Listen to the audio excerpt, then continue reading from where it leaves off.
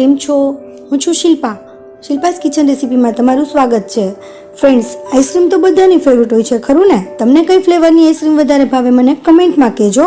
અને ફ્રેન્ડ્સ, આપણે આજના એપિસોડમાં એક અલગ જ ફ્લેવરની આઈસ્ક્રીમ જોઈશું. તમે અત્યારથી કહી શકો કે કઈ ફ્લેવરની આઈસ્ક્રીમ હશે એમ? તમને કયો વિચાર આવ્યો? શું વિચાર્યું તમે? તમને જે ફ્લેવરનો વિચાર આવ્યો મને કમેન્ટમાં કહેજો. તો ફ્રેન્ડ્સ, વધારે વાતો ના કરતા રેસીપી જોઈએ એ પહેલાં તમને એક રિક્વેસ્ટ છે કે જો તમે મારી ચેનલને જો સુધી સબસ્ક્રાઈબ નથી કર્યું તો નીચે જે લાલ કલરનું સબસ્ક્રાઈબ આપેલું છે તેને પ્રેસ કરીને બાજુમાં જે બેલ આવે એને પણ પ્રેસ કરી અને ઓલ પ્રેસ કરી લેજો, જેથી મારા નવા બધા જ વિડીયોની નોટિફિકેશન તરત મળી રહે. આ બિલકુલ ફ્રી છે અને હું હંમેશા નવી નવી રેસીપીસના વિડીયો લાવતી રહું છું. અને જો તમારું સબસ્ક્રાઈબ ગ્રે કલરનું છે તો તમે પહેલેથી સબસ્ક્રાઈબ કરેલું છે. તો ફ્રેન્ડ્સ, આઈસ્ક્રીમ બનાવવા માટે આપણે સૌથી પહેલાં મેં અહીંયા 1/2 લીટર દૂધ લીધું છે.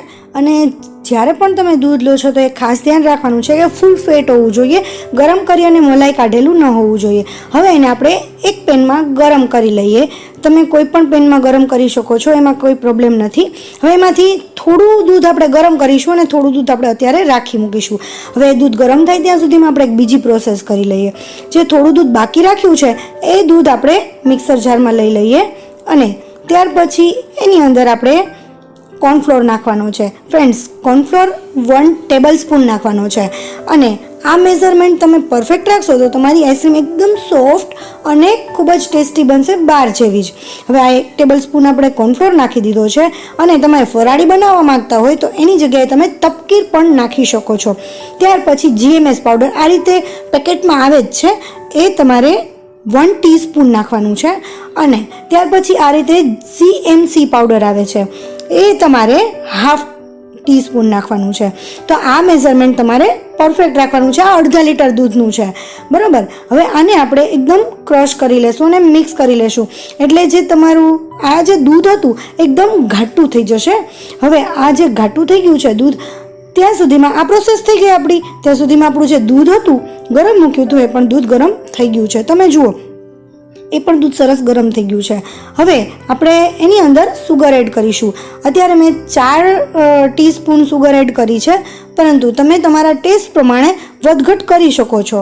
હવે આને આપણે હલાવી લઈએ. આ રીતે સુગરને આપણે સરસ રીતે ઓગાળી લઈએ અને પેનમાં જે કોરમાં દૂધ ચોટી જાય છે એને પણ ઉખડતું લેવાનું છે, એને ચોટવા નથી દેવાનું. ત્યાર પછી એની અંદર આપણે જે CMC અને GMS વાળું દૂધ બનાવ્યું હતું કોર્નફ્લોર નાખીને, એ ધીમે ધીમે એડ કરતું જવાનું છે અને હલાવતું જવાનું છે. અને તેમાં ઉફાણો આવે ત્યાં સુધી એને ઉકાળતું રહેવાનું છે. હવે ફ્રેન્ડ્સ, હું તમને બતાવી દઉં ચમચીથી કે જુઓ, આનું એક લેયર થઈ જશે. આ રીતે એકદમ ઘટ્ટું થઈ જશે. ચમચીમાં તમે જુઓ એકદમ સરસ રીતે કોટ થઈ ગઈ છે ચમચી. હવે આપણે એને ઠંડુ કરવા રાખી મૂકવાનું છે. આ રીતે હવે ઠંડુ થઈ ગયું છે અને એને આપણે એક ડબ્બામાં ભરી અને ફ્રીઝરમાં રાખી દેવાનું છે. કોઈ પણ એરટાઈટ ડબ્બો હોવો જોઈએ, જેથી કરીને એની અંદર આઈસ ક્રિસ્ટલ ના થાય, એટલા માટે એરટાઈટ ડબ્બો રાખવાનો છે. હવે આ એરટાઈટ ડબ્બામાં આપણે આપણું જે આઈસ્ક્રીમનું બેટર હતું એ બધું એની અંદર એડ કરી દઈશું અને એને 7 થી 8 કલાક માટે ફ્રીઝરમાં રાખી દઈશું. અત્યારે કોઈ ફ્રીઝર ફૂલ રાખવાની જરૂર નથી, અથવા તો તમે 5 કલાક સુધીમાં પણ તમે કરી શકો છો એને. હવે આપણે એને ફ્રીઝરમાં રાખી દઈએ. ફ્રેન્ડ્સ, મારે અહીંયા 6 કલાકમાં એકદમ સેટ થઈ ગયું છે જે આઈસ્ક્રીમનું બેટર હતું એ. તમે જુઓ, હું તમને બતાવી દઉં કે અત્યારે પણ એકદમ સરસ સોફ્ટ છે.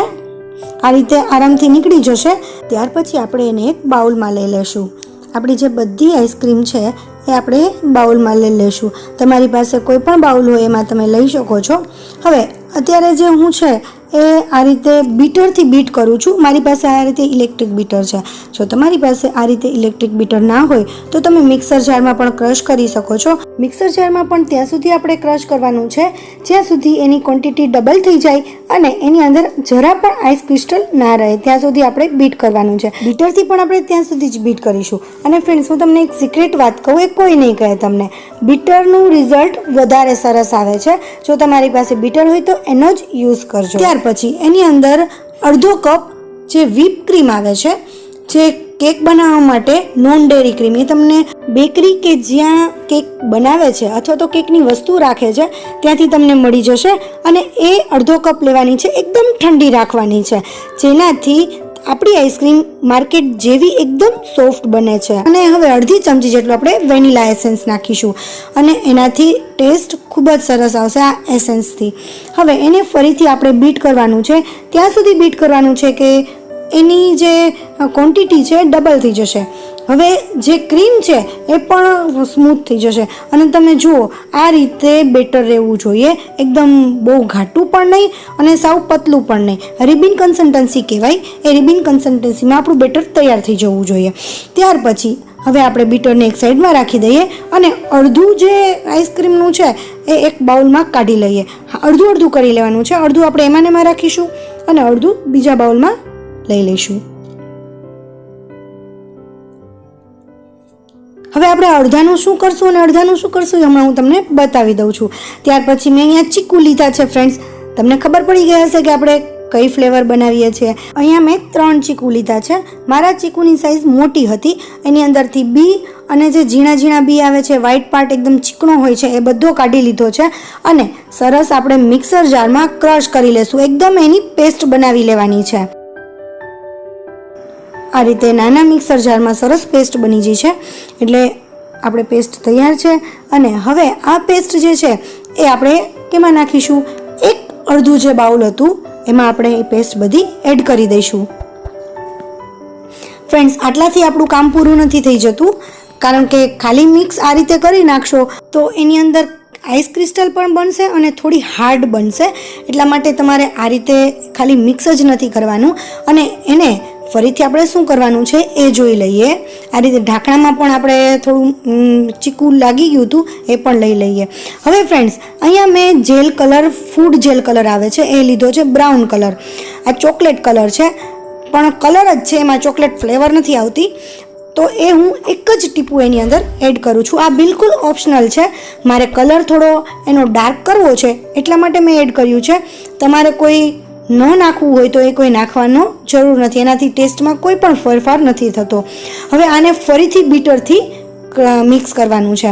હવે તમારી પાસે બીટર નથી તો મિક્સર જારમાં પણ ચીકુ નાખ્યા પછી ફરીથી એને બીટ કરવાનું છે. આ રીતે બીટ કરવાથી બધા ચીકુ મિક્સ થઈ અને એ તમારી આઈસ્ક્રીમ સોફ્ટ બને છે. હવે જે બાઉલ આપણું હતું પહેલાં ફ્રીઝરમાં રાખેલું હતું એ જ બાઉલમાં આપણે નાખી દઈશું. તો આપણે પહેલાં જે વેનીલા ફ્લેવરની હતી એ આઈસ્ક્રીમનું લેયર કરીશું. ફ્રેન્ડ્સ, આમાં તમને બે ફ્લેવર મળી ગઈ છે. એક તો વેનીલા ફ્લેવર. તો વેનીલા ફ્લેવરની તમારે આઈસ્ક્રીમ બનાવવી હોય તો તમે આની અંદર કંઈ પણ નાખ્યા વિના જે તમે આઈસ્ક્રીમ બનાવી છે એ વેનીલા ફ્લેવર છે, એને તમે રાખીને સેટ કરી શકો છો. તો આ રીતે એક ચીકુનું લેયર અને એક વેનીલા ફ્લેવરનું લેયર, એક ચીકુનું લેયર અને એક વેનીલા ફ્લેવરનું લેયર, આ રીતે કરીને આપણે આપણી બધી આઈસ્ક્રીમ ખતમ કરી દઈશું. એક લેયર ચીકુ, એક લેયર વેનીલા. આ ટેસ્ટ બહુ જ મસ્ત લાગે છે, આ ડબલ ફ્લેવર ટેસ્ટ. તો ફ્રેન્ડ્સ, આપણે બધી આઈસ્ક્રીમ ખતમ થઈ ગઈ છે. હવે લાસ્ટમાં થોડી વધી છે એ એમને થોડી થોડી આપણે નાખી દઈએ અને ઉપર પેટર્ન કરી દઈએ એટલે એનો દેખાવ પણ ખૂબ જ સરસ આવે. તમે જુઓ, આપણે જ્યારે બીટ કર્યા વિનાની આઈસ્ક્રીમ હતી ત્યારે અડધાથી પણ ઓછો ડબ્બો ભરેલો હતો અને અત્યારે આખો ભરાઈ ગયો છે. હવે આને ફરીથી આપણે આ રીતે એરટાઈટ ડબ્બામાં ખાસ ધ્યાન રાખવાનું છે, ઢાંકી અને 7 થી 8 કલાક માટે ફ્રીજમાં રાખી દેવાનું છે.